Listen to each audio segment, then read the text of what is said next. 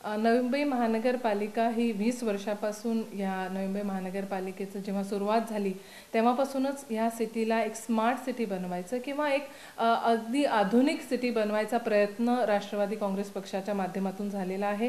राष्ट्रवादी काँग्रेस पक्षचे जे लीडर्स आहेत श्री गणेश नाईक साहेब,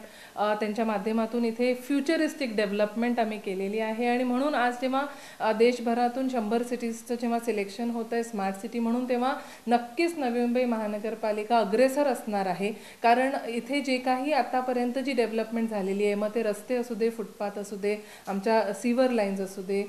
इथे मलनिसरण प्रक्रिया जी आपण करतो ती असू दे, किंवा मग किती पर्यावरणाची काळजी घेण्याचा जो प्रश्न आहे, लँडफिल साईट खूप चांगली आहे, पाणी इथे आपण 24 तास लोकांना पुरवत आहे, चांगल्या शाळा आपण महानगरपालिकेच्या माध्यमातून लोकांना उपलब्ध करून दिलेल्या आहे, खूप सगळे बाग बगीचे आहेत आणि आपल्याकडे खेळण्यासाठी मैदानं आहेत। आपण ज्येष्ठ नागरिकांची काळजी घेऊन त्यांच्यासाठी ज्येष्ठ नागरिक विरंगुळा केंद्र ठिकठिकाणी बनवलेले आहेत। म्हणून ह्या सिटीला एक वेगळी ही सिटी आहे आणि म्हणूनच ह्या सिटीचं स्मार्ट सिटी होण्याचं जे चान्सेस आहेत ते नक्कीच 100% दुसऱ्या सिटीजच्या पेक्षा जास्तीच आहेत ह्याची मला खात्री आहे। आणि ह्या सिटीचं जे डेव्हलपमेंट झालेलं आहे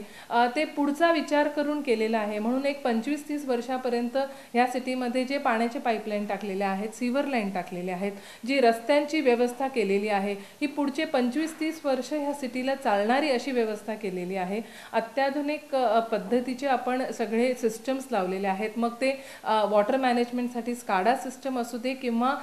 जे आपल्याकडे ग्रे वॉटर जे आपण इथे बनवतो म्हणजे STPsच्या माध्यमातून सांडपाण्यावरती जी प्रक्रिया होते ते असू दे, हे अगदी देशभरामध्ये दुसरीकडे कुठेच होत नाही पण आपल्याकडे होत आहे। आणि म्हणून मला असं वाटते की नवी मुंबईचं जेव्हा सिलेक्शनची वेळ येईल तेव्हा देशभरातले जे पॅनलवरतीची लोकं असतील